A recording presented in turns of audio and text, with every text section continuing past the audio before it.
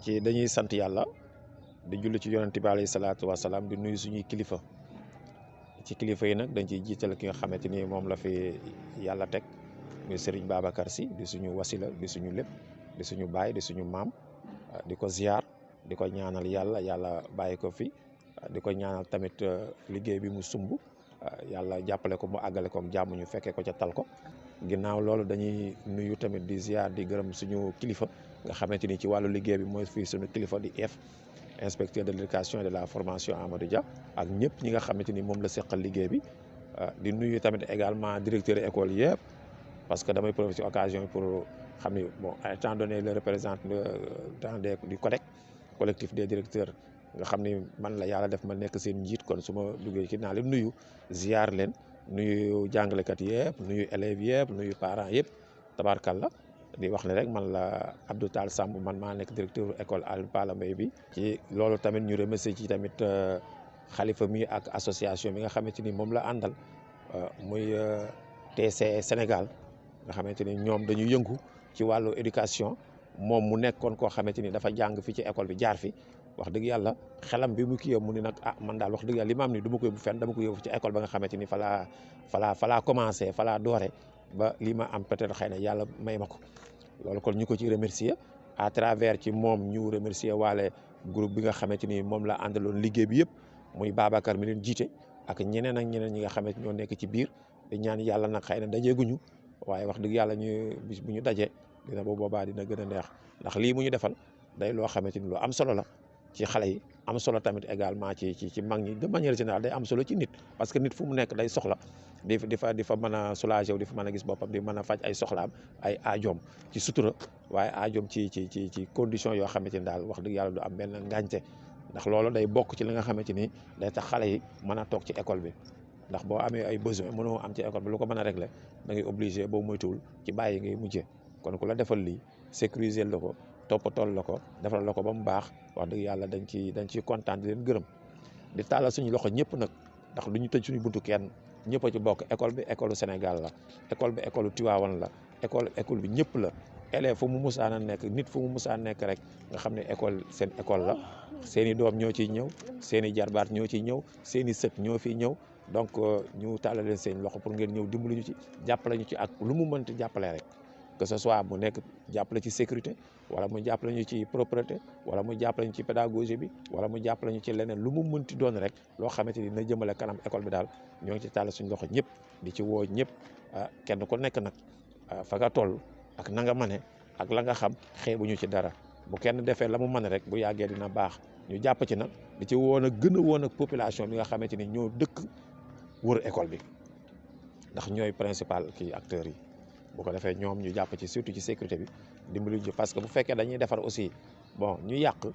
wax dëgg yàlla neexul ci xol ca du encouragé kenn kon ñuy ñaan rek képp koo xamante ni rek yaa ngi nekk autour wala nga mën ci dara rek nga jàppale ñu ci loolu ci problème sécurité bi jàppale ñu ci problème cadre de vie bi jàppale ñu ci problème entretien jàppale ci problème boo mënti jàpp rek muy ay livres muy ay fourniture muy ay lu mu mën ci doon matériel informatique wala muy matériel de sécurité matériel de nettoyage lépp loo xam bu leen xeeb dara xeebuñu leen lu ñu waaye mën a dimbalee rek ngir yàlla boo ko ñëwee boo ñu ko jox ñu jàpp ko def ko ci école ba xam ni yéen lañ koy defal seeni doom rek lañ koy defal parce que bu ëllëgee ñun dañuy dem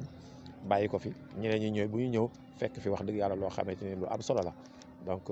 jërëjëf ngeen jëf xanaa di dagg foofu wax ji rek bañ ko guddal lu trop di ziar encore di leen gërëm yéen waa Jàmm TV di gërëm également sama gars yi nga xamante ni ñoom ñoo ñu jàppale ci liggéey bi ñoom Khalifa ak ñoom Babacar un grand merci c'est vraiment merci beaucoup pour Khalifa merci beaucoup pour Babacar merci beaucoup pour votre association di sant ñëpp di ziar ñëpp asalaamaaleykum wa rahmatullahi taala wa barakatu. asalaamaaleykum mbokki Sénégal asalaamaaleykum mbokki région de Thiès. salaamaaleykum mbokki département de Tivaouane salaamaaleykum mbokki quartier Kouly maa ngi tudd Serigne Babacar Sy Diop dëkku Kouly nekk jeune màggee juddoo Tivaouane màggee Tivaouane jàngee école bi ñu nekk tey mooy école El Hadj Alioune Pala Mbaye tey nag dañu fi toog ak directeur école bi on peut dire conseil d'administration école bi yëpp pour def une inauguration sobre liggéey bi nga xamante ni commencé woon nañ ko fi fan yële seq kook benn association bu tudd TC Sénégal Charity nekk ca Lille di ay étudiants yu nekk en 2e année BTS commerce taxaw pour dimbali waa Tivaouane dimbali waa école 4 pour defar réfectionner en quelque sorte seen ay toilettes nga xamante ni jigéen comme góor dinañu mën bu ñu soxlaa seen bopp ci sutura ñu mën ko def voilà lii nag dañ koy def rek ak ni ñu ko inauguré nii sax mënoon nañ def mu gën a rëy mënoon nañu woo ku nekk waaye dañ ko defee nii rek def vidéo bi partager ko pour def appel ndax ñiy jàngee fii suñu ay jarbaat lañ suñu ay doom lañ suñu ay rakk lañ tey jii loo def si école bi rek yaakaar naa ñoom nga ko defal sa bopp nga ko defal moo tax tey jii dañuy def appel képp koo xamante ni bonne volonté nga di ko commencer si premier magistrat dëkk bi di monsieur le maire Demba Diop Sy di def appel mu gersuwaat waxuma sax école bi ñu toog nii di école 4 école Alioune Pala Mbaye mais bépp école primaire wala secondaire bu nekk dans la ville de Tivaouane parce que problème yi ñuy rencontrer bëri na mais environnement daf ci ëpp solo parce que environnement bi bu baaxul rek yaakaar naa xale yi seen xel du dal ba ñuy tal jàng te fii ay résultats yu baax lañ xam naa di ngeen ko gis ci montage vidéo bii nii xale yi ay pourcentage bu baax réussite la ñuy am année bu jot donc tey ji dañ leen di ñaan def leen appel xam nañ ni metti na état bi ni mu doon dimbalee école yi dimbaleetul école yi noonu peut-être mais mairie bi tey jii nañu fexe yokk seen budget di dimbali école yi si lu mel ni gardiennage wala ay facture ak leneen lu mu mënti doon ñu jéem ko def ñun ay ndaw lañu di mën a wooye suñu bopp sax peut-être ay rapporteur d'affaires mais tey jii ku nekk war nga ko mën indi partenaire daal koy indi sa école wala sa koñ wala lu fu mu mën a doon pour mën a développer sa dëkk parce que développement local mooy indi développement national donc tey jii ñu bàyyi si xel bu baax ba nga xamante ne tey jii lu waay di am intention rek na jug def ko waaw damay fàttali rek la Serigne Abdou daan wax sunu Serigne Abdou Al Amin daan wax bàyyi leen projet yi ngeen ñuy indil te ñuy indil ay réalisation donc lii réalisation bu ñu indi la di ñaaxal ñëpp ku si nekk rek boo ko mënee def wala boo ko mënee copier nga ñëw def ci voilà bëri na bëriwul volonté rek la laaj te fii boo ñëwee am na ñu lay accompagner waaw parce que boo yoree sa xaalis nit ñi am nañ seen doole ñii am seen xel ñii am leneen lu ñu mën a ànd ak yow pour liggéey donc di defaat appel ñëpp di remercier ñëpp di remercier encore une fois association boobu nekk fële ca Lille seen président bi tudd Babacar nekk sama jarbaat nekk aussi beau-frère fexe ba tey jii ñu financer réfection toilettes yi ñu defoon fii nii donc di ko remercier bu baax di remercier papaam mi ko si encouragé di remercier aussi sama soxna magam bi ko ci gën a encouragé aussi donc di remercier ñëpp. asalaamaaleykum maa ngi leen di nuyu di leen ziar di leen jox seen wàccuwaay di wax ne man la Yaama Cek trésorier association parents d'élèves yu bu école Alioune Mbaye Pala ñu gën koo xamee ci école 4 di ñëw rek di nuyu di ziar di jaajëfal ñi nga xamante ne partenaires yi nga xamante ne moo ñu tax a dajale tey fii ci réfection toilette yi nga xamante ne moom la ñu defal waa école bi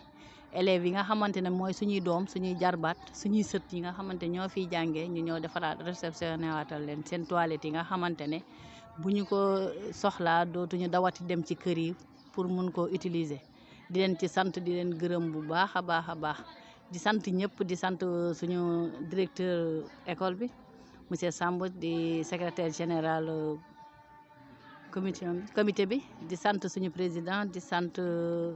présidente réceptionniste bi di sant ñëpp di sant nag association bi nga xamante ne xalifa la yàlla dogal ñoo gisanteek moom tey mais président bi di Babacar di ko sant di ko gërëm bu baax a baax di sant tamit partenaires yi fi njëkkoon ndax ñi njëkk wax rek ñi fi ñu jaar laay jaaraat rek partenaires yooyu ñu leen di sant di leen gërëm di lancer nag appel ci Tivaouane lépp plus particulièrement nag ci koñ école 4 bi Tivaouane Olof bi nga xamante ne ci école bi foofu la nekk di ñaan parents d'élèves bi yëpp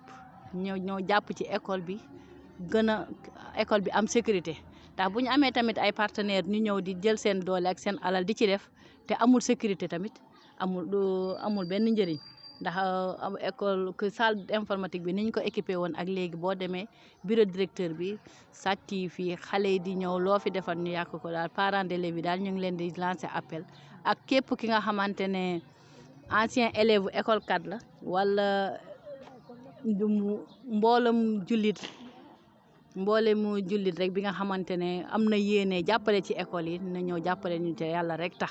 di sant ñëpp di gërëm ñëpp. salaamaaleykum wa rahmatullah ñoo ngi sant yàlla di julli ci yonent bi sallallahu alayhi wa sallam di ñaan yàlla mu yokk jàmm ak sutura ci réew mi ñu nekk rawatina école bi nga xamante ni muy école Aline Mbaye Pala tey nag dafa nekk bisu mbégte di bis bu nga xamante ni dañuy sant yàlla ndax partenaires yi nga xamante ni ñoom ñoo ñëw jël seen doole def ko fii ci école bi jàppale ñu pour ñu réfectionné waat suñu toilettes yi vraiment ñu def ko ak yéene ci façon bu nga xamante ni sant nañ leen ci bu baax Khalifa Babacar Diop ñoo ngi lay sant bu baax yow ak ñi nga xamante ni ñoom nga seqal kuréel gi yëpp dinañ sant aussi ñi nga xam ne ñoom la ñu seqal liggéey bi muy notre secrétaire général di le directeur monsieur Samb nga xamante ni collaborateur la bu nga xam ni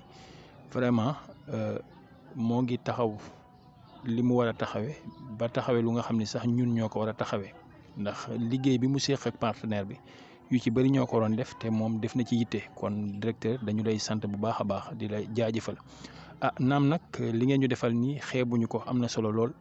mais ñoo ngi leen di ñaan aussi ngeen gën ñoo jàppalewaat ndax école moo soxla ndimbal waaw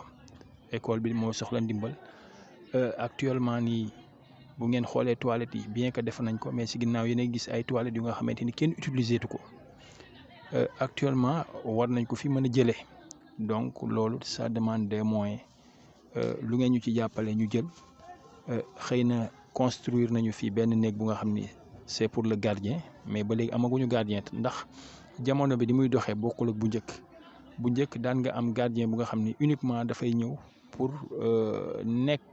ca place ba am courant am ndox daawul laaj dara mais nag contrairement ak li xew léegi gardien boo bëgg mu nekkal la ci école il faut nga fay ko kooku aussi ñoo ngi leen di wax ngeen bàyyi ci xel ci visite bi ñu doon def ak yéen gis ngeen salle informatique bi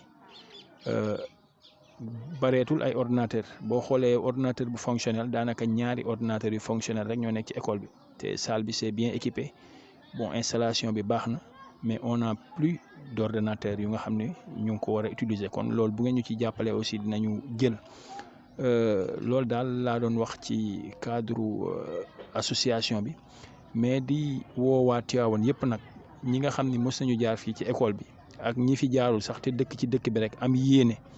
nañu ñëw jàppale ñu bu baax a baax ndax école il faut ngeen comprendre ni école nit ñi communauté bi ñoo koy defar communauté bi ñooy defar école mais état li mu ci mën mooy bu defaree ba pare la ca des parents d'élèves bi la koy bàyyeel ak bonne volonté yi donc kon loolu ngeen jàppale ñu bu baax a baax ndax suñu mur de clôture bi gis ngeen ni mel vraiment yëpp doy na waar mënuñu nag yëkkati mënuñu jeexal suñu wax te sant ñu tamit partenaires yi nga xam ne ñoo fi jiitu woon ñi ñëw tey su ma waxee loolu mooy Mouhamadou Lamine Diouk vraiment ñoo ngi koy sant bu baax a baax di ko jaajëfal ndax at mu jot mu am taxawaay yu am solo yu mu def ci école bi te loolu xeebuñu ko ñoo ngi koy ñaanal lu mu mën ren rek na ko gën a mënaat incha allah ba gën ñu jàppale ak tamit Cheikh Mamina Diop moom jàmbaar la ndax suñu porte ba nga xam ne amoon nañ ci jafe-jafe moo ñu defal porte bu cher bu nga xamante ni def na ci xaalis bu bari kon ñoo ngi ñaan ñëpp tamit ñu def rek ni Cheikh Mamina def ak Lamine Diouk ak suñu partenaire bi ñoom Babacar ak Khalifa vraiment. salaamaaleykum Tivaouane salaamaaleykum Sénégal ñu ngi leen di ñu ngeen ñëpp vraiment di kontaan torop tey nekk école 4 vraiment aux côtés du directeur d'abord et vraiment de toute l'équipe pédagogique tey moom mbégte lañ am di ñaan Yàlla aussi ni ñu amee mbégte tey élèves yi amee noonu mbégte ci toilettes yi nga xamante ne TC Sénégal Charity association bu nekk France offrir lañ ko defaral lañ ko ba ñu mën ko di ko utiliser saa su nekk saa yuñ ko soxla parce que xam nañ ne xale dafa soxla nekk ci environnement boo xamante ne mën na ci nekk à l'aise sentir ci boppam nga xamante ne on verra ça dans ses notes et il sera plus performant en tout cas loolu la ñuy ñaan vraiment que toilettes yi ñu mën ko jariñu à 100% et di ñaan aussi yàlla liggéey bi bañ fi yem liggéey bi wéy continuer muy leneen ak leneen salle informatique wala classe yi tamit ñu ko mën a defaree ñu gën ko defar parce que ndaw Sénégal vraiment c'est le futur ñooy ëllëg ci ñoom lañ yaakaar donc tey lu ñu mën a def rek pour mettre leen dans des conditions yu baax dinañ ko def incha allah aux côtés de toute l'équipe pédagogique nga xam ne taxaw nañ ñu baax a baax ils nous ont fait 100% confiance amuñu benn xeet ñaar ci suñu yéene en tout cas donc ñu leen di remercier bu baax di leen sant en tout cas merci beaucoup.